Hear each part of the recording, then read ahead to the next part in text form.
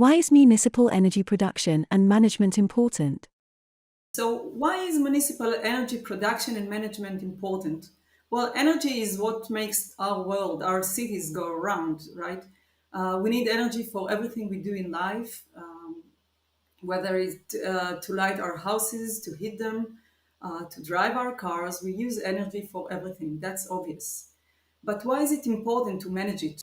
Today, our economy is largely based on fossil fuels. We all know we have to switch them. We cannot use fossil fuels anymore if we want to keep that planet safe.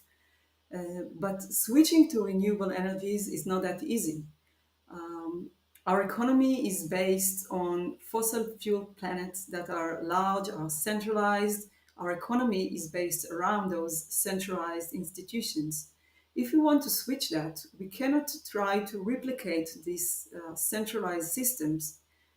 Transforming to renewable energy means we have to decentralize the system, we have to build it out of scratch all over. So that's a challenge, but a challenge is always also an opportunity. And moving to renewable energies, therefore, might be great opportunities to cities. Um, but transforming to renewable energy has to take place from other reasons as well. Well, we talked about in previous chapters, you've heard about the mitigation efforts that must be taken in order to fight climate change, to make citizens and cities ready for the changes that are about to happen. Moving to renewable energy is part of the mitigation efforts that has to take place. It means reducing the greenhouse gas emissions, but also reducing the air pollution that is killing people around the world today, especially within cities where air pollution levels are rather high. How do we do that? What are the steps that are needed to be taken in order to move to renewable energies? So, as I said, first we have to get rid of the ideas that everything has to be produced within centralized system. The system has to be decentralized and the power have to move to the citizens. Citizens are about to transform from being a consumers that consume energy just as they consume any other product to being a prosumers. They are both producers and consumers. That means they not only consume their energy, but they also produce it. They can produce it either directly, that means having some energy generation facilities, for example, photovoltaic system on their rooftop, or they can take part in an initiative to produce renewable energy. For example, consortiums that raise money together in order to build up renewable energy systems, as was already seen in some cities. Last but not least, electrical vehicles are entering our cities. This is a major change, a major revolution that influences all the energy consumption within cities. If before that we used gasoline, now we use electricity, and how this electricity is produced is a major challenge. And it's not only the production, it's also how and when we charge our cars. This is a massive challenge for the inner city electrical system, and it has to be managed very carefully in order to keep it safe and working all the time. What are the benefits of renewable energies for cities and their citizens? What are the benefits of renewable energies for the city and its citizens? We have few benefits. The most obvious one is the environmental benefit. Now, first is the elimination of using fossil fuels for the production of the energy. You reduce the greenhouse gas emissions, the most obvious one, but you reduce the air pollution within cities. Usually today, the production sites are at the outskirts of the cities, main production sites of fossil fuel energy. And when you eliminate them, you reduce the air pollution within the cities. That would intensify when moving to electrical vehicle, which we'll talk about later. Um, which today are a major source for air pollution within cities. So when you combine the shift to electrical vehicles together with production of renewable energies, then we can actually clean up the air pollution dramatically. And of course, we have the global benefits of reducing the greenhouse gas emissions of the city. Another benefit would be economical. Today, production sites are big. You have an economy of scale. Usually, it is held by large consortiums, while renewable energies can be produced by citizens, by multiple sources, and the benefits from it are spread among more people. A third benefit would be the social benefit. When you can divide the economical benefits among more people, then more of the wealth is transferred to the society. And with the right regulations, it can actually move to more people from lower income parts of the society. We will also talk about it later on. A fourth benefit is making the city stronger. We actually intensify. I have to get rid of this word. A fourth A fourth benefit is strengthening the resilience of the city. We decentralize power production, so if major catastrophe happens, as sadly enough is expected by climate change, the city is less viable to major disasters. Power is produced in various sites, and no major failure is expected to happen. Also, rebuilding it might be easier. Um, so that's all are a major benefits of decentralizing and moving to renewable energies. All in all, we have quite a few benefits to transforming the city to base on renewable energies. It is social ones, economical ones, and of course the environmental side are very important. So this transfer is very much needed, and although it is a change, it can encompass good changes and prosperity for the city as a whole. What are the different types of renewable energy? So what are the different kinds, what are the different types of renewable energy that we see in cities today? The major one that is very well known for years is hydropower. Cities that are blessed to be seated next to rivers that can exploit this power usually have done that already. We see quite a few cities that hydropower is a major source for renewable energy for them. Here, we have to say that climate change is a challenge. When droughts becoming more prone, then sometimes hydropower is not as stable as we thought it would be.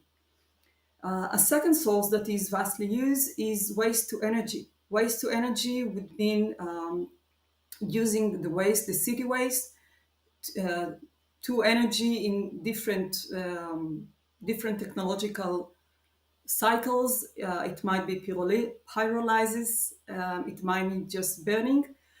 It is appealing because it solves the problem of municipal waste, which is a major problem, and it is a problem that is becoming more challenging as the consumption society advances.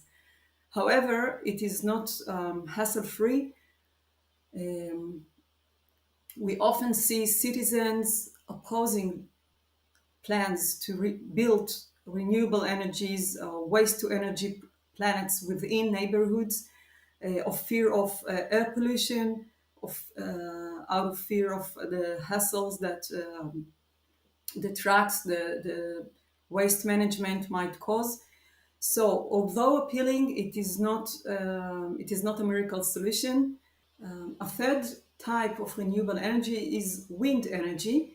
Energy is known to be a major source for renewable in states. For example, Denmark produced more than 100% of its total energy consumption out of wind energy last year. However, within urban areas, the production of renewable energy from wind is still very limited. A fourth type of renewable energy is solar energy. Solar energy is about production of energy out of photovoltaic systems. Within cities, they can be installed over rooftops. Now, when we check how much PV systems are already installed within cities, we see that the penetration level is rather limited. And this is despite the fact that the Mediterranean is a great place to install PV systems. The irradiance level here are high. We're a sunny area, and despite all this, we see very limited acceptance rates of PV systems within cities. There are numerous reasons for that. We will talk about them later, but a major one is that it is hard to imagine how very small scale systems can replace huge factories of fossil fuel based energies. Okay. Another type of renewable energy is solar thermal. We have systems that combine solar photovoltaic energy together with using the heat of the sun to heat water. That combines both benefits, and that can actually be very promising when we talk about households that need this hot water, for example, for the daily usage. Um, Another type of renewable energy is wave energy. Wave energy for cities that are rest along seaside. Wave energy technology is still under development. The technology is not mature yet, but hopefully it can be used more vastly soon enough. So all in all, we have those different kinds of renewable energy: hydropower, waste to energy, wind power, solar energy, and solar thermal. Wave energy is still developing. However, if we combine all of these together, we see that cities can actually produce most of their energy by themselves. And indeed, cities have set high targets for production of renewable energies for the next years. Some have set goals for the 2030s and some later. But many cities have already set goals of 100 renewable energy production. Um, we hope more cities will join them soon. How can municipalities encourage renewable energy production in general? The municipality can set guidelines that encourage people to install, for example, PV system on their rooftops. They can make it easier, taking them hand by hand through the regulation. Municipalities can and should make sure that the infrastructure, the electrical infrastructure within the city can support the production of renewable energies. And most of all, the municipality can raise the awareness of the citizens to the benefits and make sure that all parts of the societies are included within it. So, a special word has to be given to electrical vehicles that are expected to transform radically all the electricity consumption within the cities. Electrical vehicles pose an immense challenge to cities because they will have to charge, obviously. But where do they charge, and how can the electricity infrastructure confront that massive electricity needs? Here we see a crucial need in innovative and smart grid management and storage management of electricities. What are the main barriers to exploit this potential? We have few barriers for the adaptation of renewable energies within city. A major one is the regulatory barrier. Cities are within states so far, and in many states there are heavy regulation about energy production and management. This is obvious because energy production is counted to be a crucial service each country has to provide its citizens. So as long as this production, okay, as long as the production was centralized, then it was very easy to regulate it. However, when we start to decentralize those systems, then challenges arises regarding the security, regarding the fluence, regarding making sure that this service is available for each and every citizen 24/7, 365 days a year. We don't want to have electricity failures. So the regulatory structure in countries so far is not always supportive to decentralized system to private production of renewable energies. This is a major barrier and it is changing. The, the regulatory bodies adjust themselves to this change slowly. Another barrier is the inner city urban electricity infrastructure. Those infrastructures were made sometimes dozens of years ago, sometimes a century ago. Not always is it ready to intake all the production within the cities. It is also true for electrical vehicles that make a major challenge for those infrastructure. This is a challenge, but it is also an opportunities for SMEs that can offer new solutions, innovative solutions for the management of electricity production and demand within cities. Another barrier is the economic barriers. Finding funding is not always easy, but here we see a light. As the global warming challenge become more and more intense, then more and more money is invested in these areas, and we can get, and one can get support to initiatives in the energy sector more easily. Who can benefit from the change? What are the socio-economical aspects of this transition? Transforming our system to be renewable energy based can benefit many parts of the societies. First and foremost, SMEs, small business, small initiatives to produce electricity, to offer innovative solutions to the new problems that arise. They might be major beneficiaries from this change, obviously.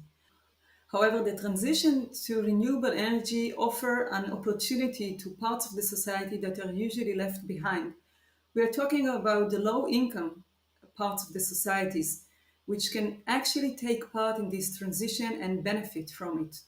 Households can build solar systems on their rooftops and for example, solar thermal systems can be installed on public buildings, buildings that are many times are left at the outskirts of the cities that are falling behind to be in not so good shape.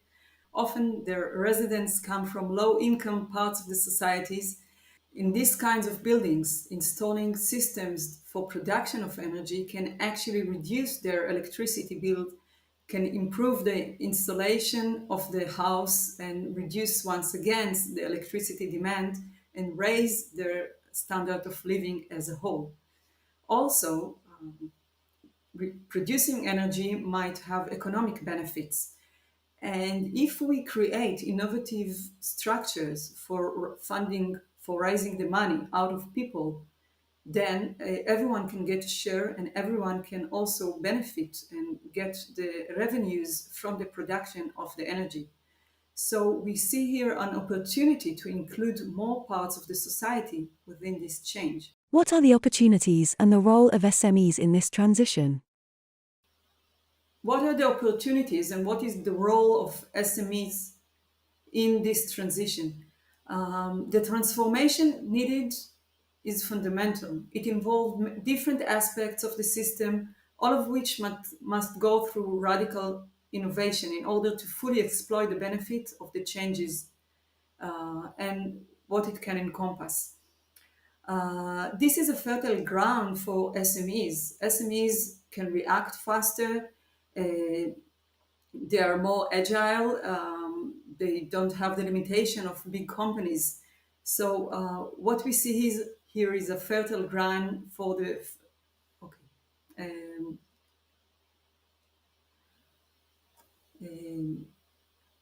So this is a fertile ground for SMEs which can adjust and react faster to changes in the market.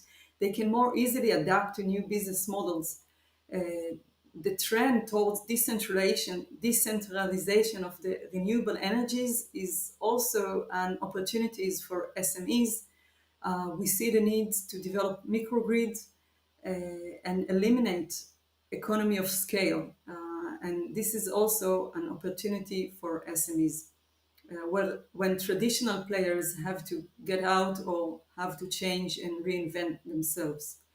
So examples for opportunities that lie for SMEs within this transition might be um, developing technological solutions to enhance renewable energy production within urban areas. For example, new innovative wind turbines that have less effect on the environment.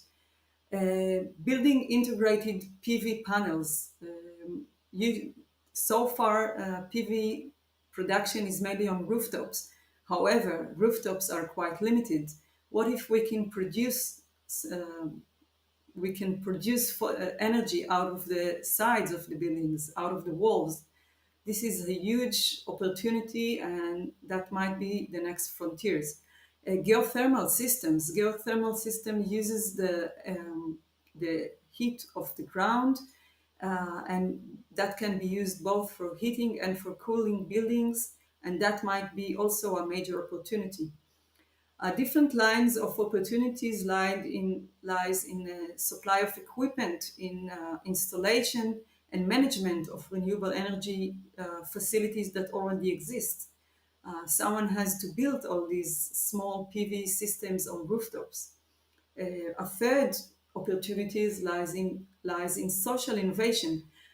For example, the establishment of communities and connecting prosumers among themselves. Um, for example, platforms, digital platforms has to be established, or it might be also physical platforms, but this is all sources for innovation, and it's not the technological ones. Smart energy management, we talked about it, but we cannot talk enough about the need for smart energy management, of microgrids, of storage management, of demand management. It requires data analysis, artificial intelligence, and deep understanding in big data as a whole. So all in all those are places that offer great opportunities for SMEs from very different kinds of the economy system. Two examples for initiatives that actually exploit this new change, the change from centralized system to decentralized system. The first is technological one. Electrion is a startup based in Israel that challenged the way we thought that electrical buses has to be charged. Electrion is a startup that enables electrical buses and other vehicles to dynamically charge their batteries directly from the road. It solves multiple challenges, among them the driving distances, because you don't have to stop in order to charge your battery.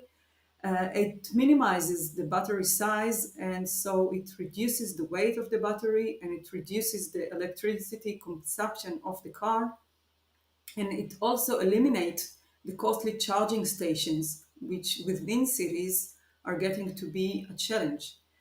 Um, it has multiple benefits, and a first pilot is being done now in Tel Aviv. Another initiative, more from the social side, is installation of a PV thermal system on public housing in northern Israel. It is a pioneering project within Israel and set target to deploy existing proven technologies of photovoltaic system on public housing at a low socioeconomical town. Um, it will provide the residents with both hot water and reduced cost of air conditioning, which in Israel is important, and it is expected to dramatically reduce their electricity bill. For these citizens that live in this house, that might be a major change in the quality of life and also leave them with more free money for their necessities. This is an example of two very different opportunities, one very technological one, the other social one, that lies within this change that is about to happen.